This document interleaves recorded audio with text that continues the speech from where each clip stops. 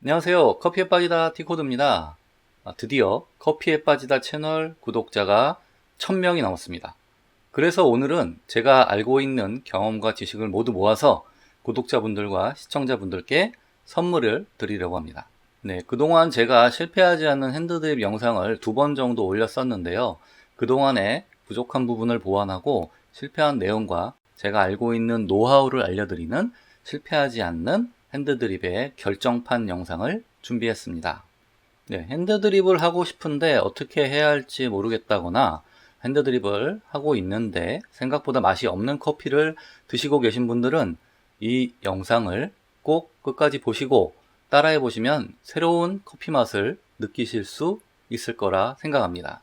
이 방법은 최고의 맛을 내는 커피 핸드드립 방법이라고는 할 수 없습니다.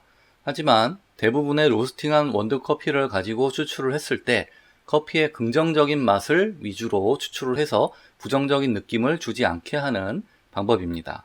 제가 알려드리는 방법대로만 잘 따라 하시면 지금까지 마셔왔던 커피와는 다른 커피의 맛을 느끼실 수 있습니다. 단, 커피를 추출하는 방법에는 정해진 레시피는 없습니다. 모든 변수와 환경에 따라서 민감하게 달라지는 것이 커피인데요. 제가 알려드린 방법은 동일한 변수와 환경일 때 이렇게 하면 좀 더 나은 커피를 드실 수 있다는 것입니다.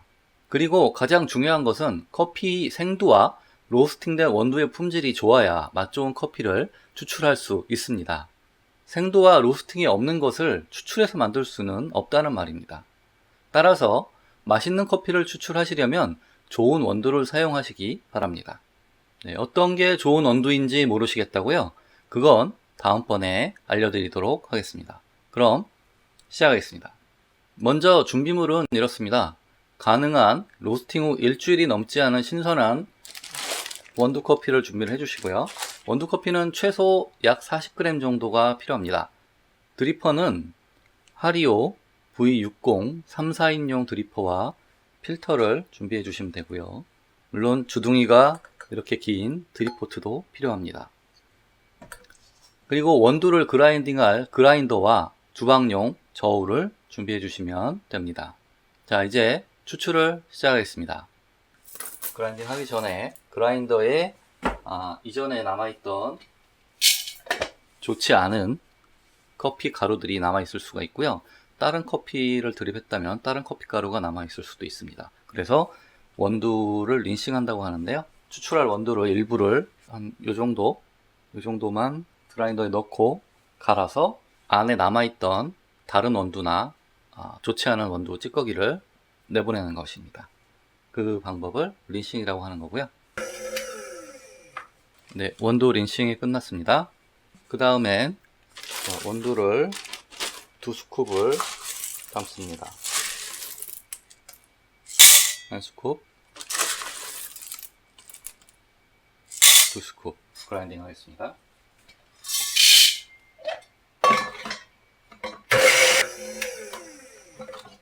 네, 원두 32g 그라인딩 했습니다. 다음에 물을 끓이겠습니다. 네, 물이 다 끓었습니다. 끓은 물을 드립포트에 약간 옮겨 담고요. 그 다음에 필터와 서버에 부어줘서 린싱을 합니다. 그리고 잔을 예열하기 위해서 잔에도 뜨거운 물을 부어줍니다. 필터를 린싱하는 그 효과는 두 가지가 있는데요. 하나는 종이 필터의 종이 맛을 없애주는 역할을 하고요.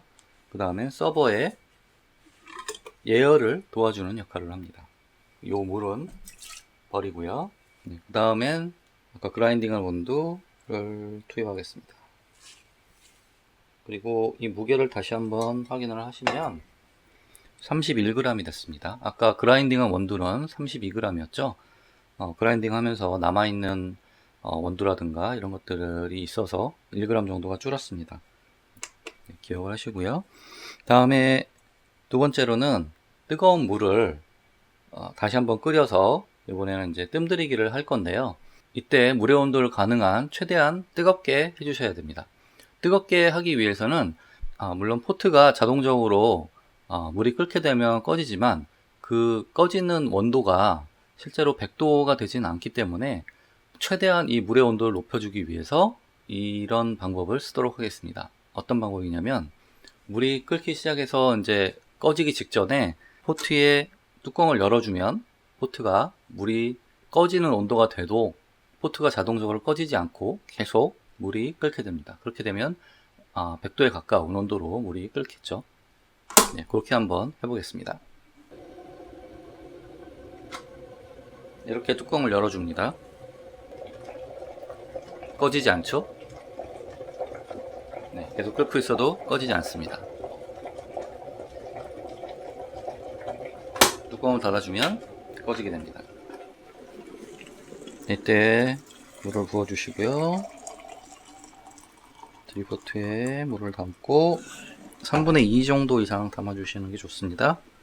그럼 이제 뜸들이기를 할 건데, 뜸들이기 물의 양은 커피의 양과 1대1 정도, 아까 31g이었죠? 중앙부부터 주변부까지 골고루 일정한 물줄기로 뿌려줍니다. 네, 뜸들이기가 진행이 되고 있고요. 뜸들이기에 투입된 물의 양은 33g입니다. 아까 커피가 31g이었으니까 조금 많긴 했는데 괜찮습니다. 이 정도는. 네, 그리고 뜸들이기를 시작한 후부터 약 1분 30초 정도 기다릴 거고요. 1분 30초가 지나면 이제 1차 추출을 시작을 하겠습니다. 1차 추출은 커피 중앙 부분에만 약 20g 정도 물을 부어줄 겁니다. 가는 물줄기로 가운데만 부어주겠습니다.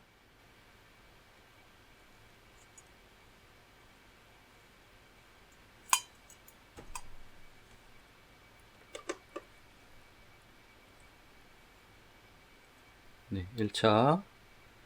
그리고 물이 좀 내려갈 때쯤, 물이 마르기 전에 다시 한번 2차 추출.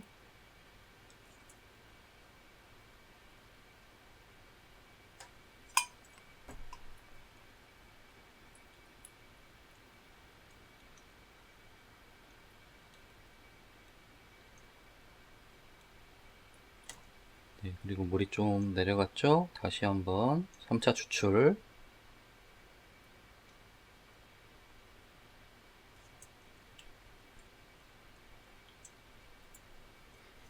물은 중앙부에다만 부어줍니다.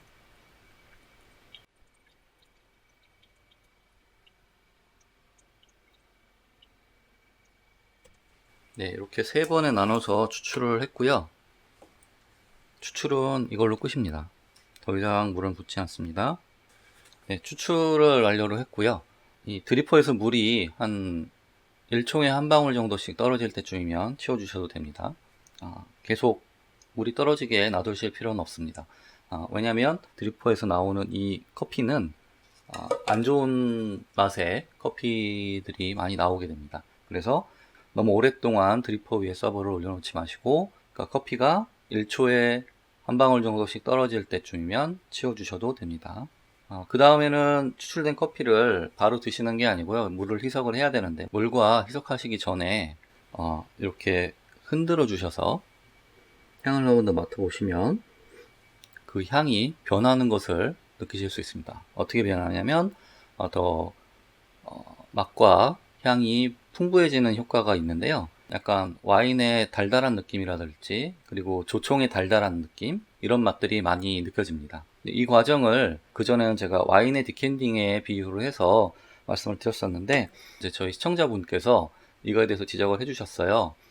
실제로 이제 면밀히 말하면 디캔딩은 불순물을 제거하는 과정이고, 이렇게 산소와 결합시켜서 맛과 향을 풍부하게 해주는 과정은 브리딩이라고 합니다. 그런 용어를 쓰셔야 맞다고 지적을 해주셔서 저도 앞으로는 이걸 이제 브리딩, 맛과 향미를 더 키워주는 브리딩이라고 하겠습니다. 그리고 이렇게 흔들어주는 건 스월링이라고 하네요. 이 스월링을 이렇게 해주어서 커피를 산소와 결합시켜서 맛과 향이 더 풍부하게 해주는 브리딩 과정을 거치시면 됩니다.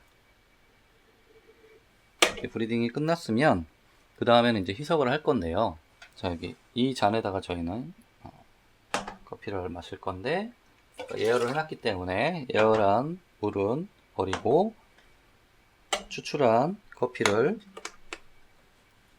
이 컵에 담겠습니다.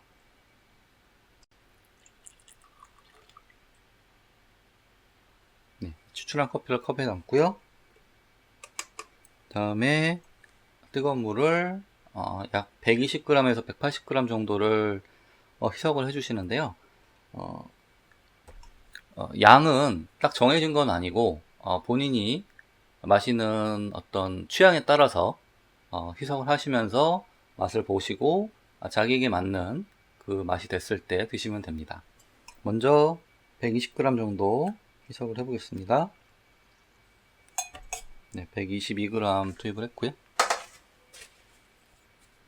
제 영상을 보신 분들 중에 커피가 이렇게 오랜 시간 동안 추출을 하게 되면 다 식어서 맛이 없다 이렇게 얘기하신 분들이 있었는데 그렇진 않습니다. 왜냐하면 실제로 아까 추출한 커피는 식었을 수 있어요. 충분히 따뜻하지 않을 수 있는데 실제로 제가 지금 섞는 희석하는 물은 현재 물의 온도가 77도가 넘습니다. 77도는 굉장히 뜨거운 온도죠. 이렇게 희석을 해서 드시게 되면 커피를 드시기에는 충분히 따뜻한 온도입니다. 그렇기 때문에 커피가 식어서 맛이 없다라는 것은 좀 맞지 않는 말이고요.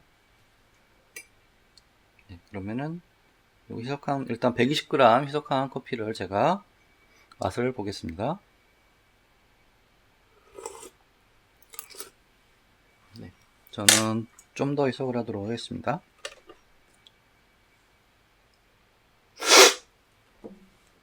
네, 저는 제 입맛에는 이 정도 희석을 하면 거의 180g 정도 희석을 했는데요.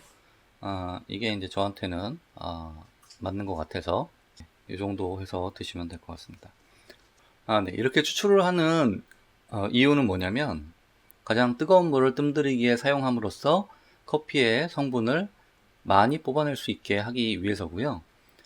그렇게 한 다음에 1분 30초간 기다린 것은 일단 커피의 성분들이 충분히 나올 수 있게 시간을 좀 가진 겁니다. 커피의 성분들이 많이 나올 수 있게 뜸들이기를 진행을 했고, 그 다음에는 짧은 시간 동안에 물을 3번에 나눠서 추출을 했죠. 그렇게 되면 뜸들이기 과정에서 나왔던 커피의 성분들이 충분히 우러나 있는 상태고요. 그때 위에서 물을 붓게 되면 그 성분들이 물과 함께 밑으로 떨어지게 됩니다. 커피에서는 추출이 시간이 길어질수록 커피에 좋은 성분이 빠져나간 이후에는 안 좋은 성분과 떫은 성분, 쓴맛 이런 것들이 추출이 되기 때문에 그 성분들이 나오기 전에 커피의 좋은 성분들만 먼저 뽑아내기 위해서 짧은 시간 동안에 3번의 추출을 통해서 충분히 뜸들어져 불려져 있는 커피 성분을 최대한 빠른 시간 내에 추출을 한 것입니다.